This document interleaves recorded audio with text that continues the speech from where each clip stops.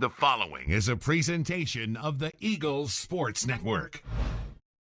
All right, back on the Domino's post-game report, Adam Cavalier alongside head men's basketball coach Chuck Benson. Chuck, high-level performance for your club today, winning 101-76 over arguably the hottest team in the SAC-wise had won 5 straight games. You shoot 58.6% against the conference's second-best field goal percentage defense. You limit the Cavs to 38.7% shooting. And yet, you are a man who doesn't feed his family. You, my friend, on this day where you prevail over UVA-wise, I know that you've gotten steaks for yourself, smoked, that are steaks for one. One steak for Chuck Benson. 0 steaks for his 2 sons and wife. Cav, look. What? I'm going to just stay in the moment. We're not going to talk about the future. What happens? No, we're not talking about the future. I'm talking about the past and how you don't feed your family. I thought you were referencing what I'm getting ready to do after this broadcast. Oh, which is eat a smoked steak. So let's just stay on this present. I'm so pleased with what I saw today, Cav. I'm just so pleased with that.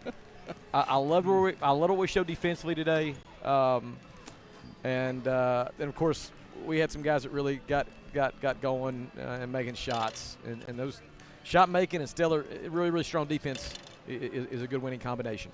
John Zhao has an absolutely insane second half. He finally did miss a 3, but he was 6 for 6 from beyond the arc after halftime. 25 points after halftime. He finishes with his 6th career 30-point game. He's past 1,200 points and into the top 30 all-time in career scoring for Carson-Newman. What can you say about Mary Zhao's baby boy and what he did after halftime? I thought John had really good couple days of practice. I thought he was really locked in. I thought he had a sort of a serious sort of tone. The first half, he didn't really get as many looks. The second half, they came, and I just know how he is, man. You give him enough opportunities, he's going to capitalize. He's just that efficient and that confident, and we're confident in him as well. So what he did in the second half, I'm not surprised by it because he puts in the work, and our team collectively did things we asked them to do that allowed us to find those opportunities. I thought we had some really effective transition play today. Guys running hard, Trey touching paint, Bill Bray touching paint, and then the half court we shared the ball, touched paint, and kept it moving. I thought UVA-wise for a long time did a very nice job. See? Hey, look. Here it is. Look at this. Look at this. Mama's out comes bringing gifts.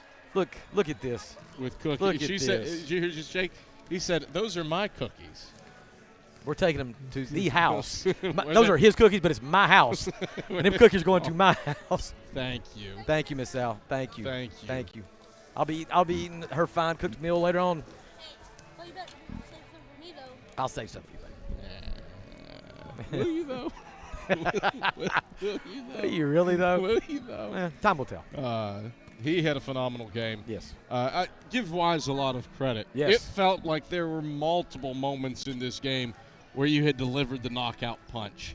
And Blake Mellinger's crew kept coming and kept coming and kept coming. They're a veteran team. I told the guys at halftime, we've got a 7-point lead here. Those guys are going to come out furious and aggressive. But I said, I'm going to challenge you all to come out furious and aggressive too. So we sort of everybody sort of met that match, but we like you said, we surged late. But credit to them. I mean, they're a team that's had some great wins this year. They're having a great season. They're going to win a lot of games. They're right there on the cusp of being an NCAA tournament team. So tonight, this is a quality win, man, for us. A really good win. I sort of alluded to it. They kept this thing around 3 possessions or so for a long time. But about the 12-minute mark, you finally surged ahead, 29-12. Yeah. Was it just a sense that the dam finally broke at that point, and your stops really generated transition buckets and scores? Yeah, we got those transition opportunities going. John just created such separation. And we had the really good combination of shooting well from 3 and putting elite pressure on the rim. Jack found some junkyard Jack opportunities there. Braden found a shot or 2. Bill Bray. So many people did so many things that sort of propelled our offense there. And so credit to the players for making plays. This game This was a WrestleMania type game.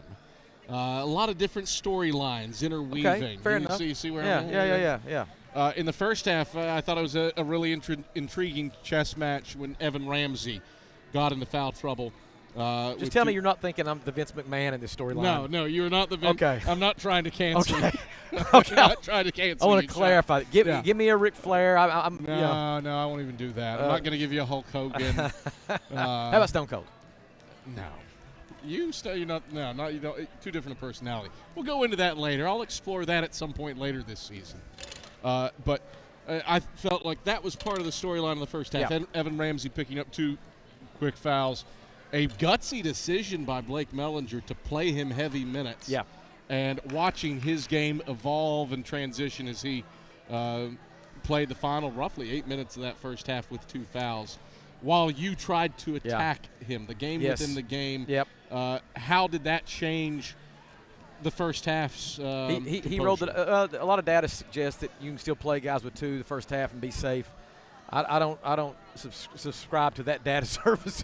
We set Braden. We set Bill Bray. I mean, Braden only played 20 minutes today. He got his second foul relatively early in the first, and he sat for 10 minutes. Yeah.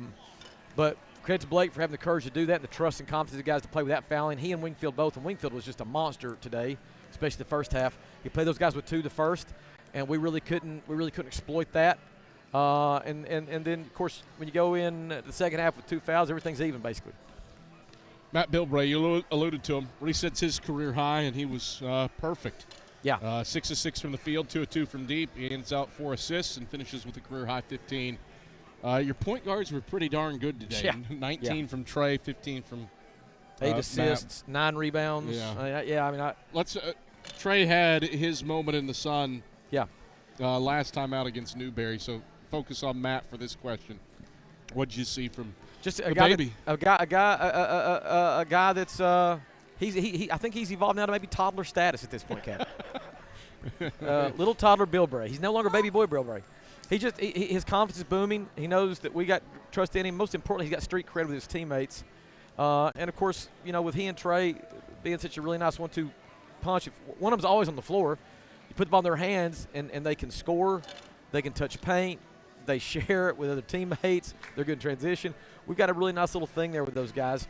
Of course, they're bookends. Trey's a senior, Bill Bray's a freshman. So, at the end of this year, we'll be saying goodbye to Trey. But then you still got Bill Bray for another 3, and I'm very happy knowing that he's going to be here sort of as our quarterback on the floor.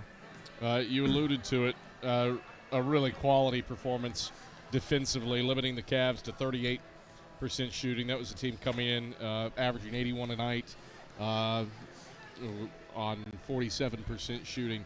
Deuce Wingfield, a career high 4 threes, not something that he's really known for. How did you adjust to that mid-game? We didn't. We're trying to entice certain shot types by certain guys, and we were sort of willing to let him do his thing. We wanted to try to keep Dean in check because Dean is just such an explosive. He's a previous conference player of the year in this league. He's such a dynamic guy, and then of course the 7-footer he creates problems. I thought we did a pretty good job across the board, man. Just sort of staying poised and staying committed to what we said we were going to do. Our guys followed through. That's another big step in the right direction for our team. This starts a stretch of 3 out of 4 inside of Holt Fieldhouse. Big one on Wednesday with Brian Good's Wingate Bulldog team coming to town. They did not play today. They had the Wednesday off. They're the league team that has the, midweek bye. You've got that. You've also got, and it makes me want to vomit that it's been 10 years. Yeah. The 10-year reunion of the 2015 SAC title NCAA team. And a whole bunch of guys from that year coming back. Break down how do you celebrate this one, looking ahead to Wingate and a special weekend. Well, clearly this is a great win for us. Just very proud of the win, happy for our guys, and really happy for the steps. I thought we took more positive steps, more steps in the direction of improvement and growth, and that creates more confidence and trust with everybody in the program. Saturday will be its own battle. I mean, a Brian Good coach team, and they're legit. They're defending conference champions. And they've got Kendall Taylor, who's one of the best players in the region. We're going to have our hands full that'll be the primary focus. But like you said, man, I'm really going to enjoy seeing a lot of those guys from that 14-15 championship team. A lot of them plan on coming back. We got even our beloved Josh Rogers coming in from London, England. We got a bunch of guys that's going to be here, and I just can't wait to see them. I hope we can perform well enough and have the trifecta of a great time with them and let them see us perform at a level worthy of a win. Chuck, pleasure as always. Great. Thanks, Kevin. It's Carson-Newman head men's basketball coach Chuck Benson will continue on the Domino's postgame report. Our Food City player of the game, John Zhao, to the microphone when we come back after this on the Eagle Sports Network.